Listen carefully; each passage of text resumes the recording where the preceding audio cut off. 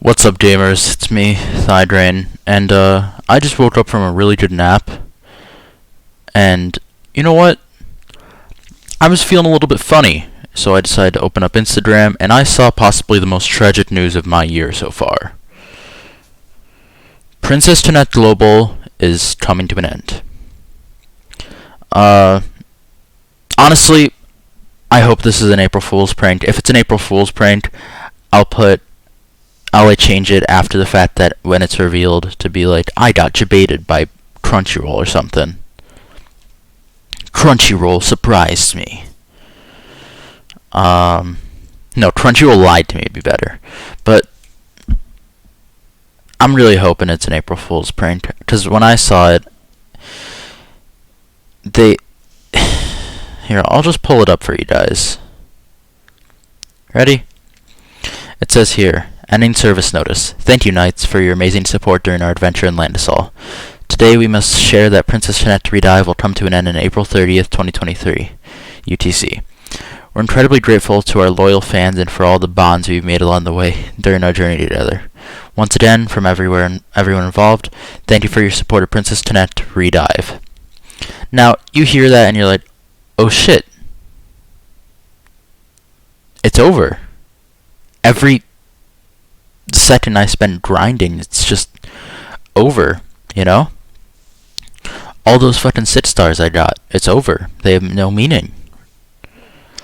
You know, it's real funny because I was watching a playthrough of Persona 3 Portable, since I've already played the game myself, and I was like wondering, how did other people enjoy the game? And they're always talking about Memento Mori, and like, good life lesson to keep on heart. I'll try and remember that. And then I remembered, everything will one day die, including Princess Jeanette Global. So, where do I even start with this?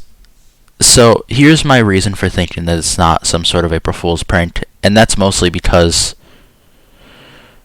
well, they took it off the App Store, they took it off the Play Store, they removed microtransactions, they made an announcement on their Twitter, their Instagram, and probably something else, and they made an official Crunchyroll News article about it. Now, I'm not saying Crunchyroll News is like the be-all, end-all, but when you made that heartfelt, I'd imagine it'd be fucked up to make that an April Fool's.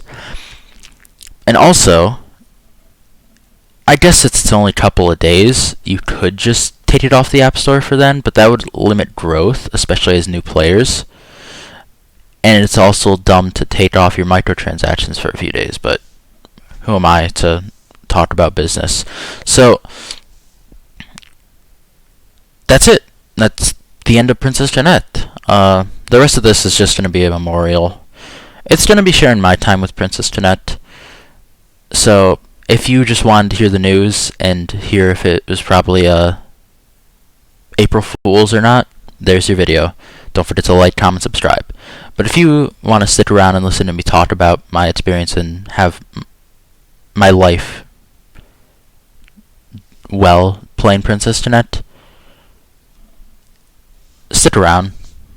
We'll have fun. So, if you're done with the video, get out of here. Time for the real men to enjoy my content. So, I first heard of Princess Jeanette through all the fucking advertising campaigns that they were doing back in 2020, right? I think so.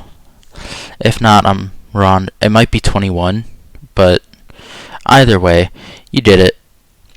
My most notable one that more or less convinced me to download was the fucking Trash Taste one, in which they, February 26th, I got it February 26th, in which Joey was just chatting shit the entire time while doing an ad read, and then Connor and Dart were suffering, eating like the driest motherfucking nonigiri in the background.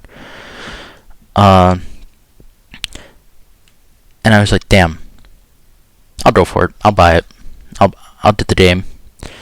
And for the first like month or two, I was just like, it's alright. I don't really play it much. I kind of get that experience with a lot of gacha games. I don't play them much at the first few months. Except for Fate Go, I don't know what happened there. I just immediately latched onto it and went crazy. Granted, I didn't know you could level up your servants until after I fought Dorothea, but whatever. So, I just downloaded it. Didn't really get into it too much at the beginning. Was hopping from guild to guild because I would just log in once, and not log in for like 2 weeks. And yeah, and then eventually during the summer, that's when I started to take things more seriously. Then I rolled like Tiadu Summer, and I was happy. Let's go, like, woo yeah baby, because I decided that Tiadu is my favorite because she's a fucking tsundere cat girl. It's basic as hell, but what more do I need to say? So over the course of that time, I started getting more and more into it, and eventually I ended up in the guild I am in now, which I think is just called by this name, but we don't really care about guild names. I was kind of the worst person for the most part. Like, I was like level like 40 something, while everybody was like in their hundreds. And then I don't know what happened, but beginning of, like midway through last year, beginning of last year is when I started to take Priconne more seriously and pay more attention to like the events, everything. Like, that's when I started actually doing Tower of Luna. That's when I started doing like the unique equipment, raising people up to more people up to 5-star and everything. That's when I started building Priconne, which is probably one of the best decisions I've made so far. And you know, I think for a few months I didn't take it too seriously, but I did take it like a lot more seriously than when I first started playing. Like, I think by the time February rolled around, I was more invested in the game than I had been in my entire time with the game so far. Because I remember being happy about the anniversary stuff, being all excited and shit. And then we hopped to around middle of last year, which is when I started taking shit really seriously. It was when I started grinding the hell out of events. It's when I started doing this and that. When I started actually, like, building the characters, you know? I'm not a meta slave. I'll be honest. I'm not one of those people who gets their Tiadu up to, like, rank 16 or something. And, or New Year's Tiadu. And then just keeps her at 3 stars because she takes the most damage and charges up her union burst the most at 3-star. I don't know. But I was taking things a lot more seriously than I had ever. And then 6 stars rolled around, and I was like struggling to try and keep up with that. I couldn't do it. And then January of this year, I think I beat my first 6-star, which was Kokoro? Yes? No? No, I think it was Tiadu. And then after that was Priconne, and then after that was Kokoro, and then I think... What's the drunkard's name? Yukari.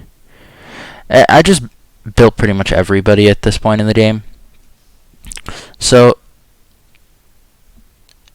it's been a real, like, slow start, but I really fell in love with this game. I didn't expect to love this game as much as I did. My favorite girls are, like, Anna, Eriko, Elia, and Tiadu. Like, when I first downloaded it, I was like, haha, funny waifus, But when I fully got into it, that's just like a time that I'll never be able to relive. And, if this is the end, thank you so much, Princess Tinette, for all the beautiful memories and all the fun times. So yeah, if you made it this far into the video, you're a real one for that. Don't forget to subscribe. Really helps out the channel. And yeah, leave a comment talking about Princess Tinette if you've ever played it. So yeah, that's about it. See ya.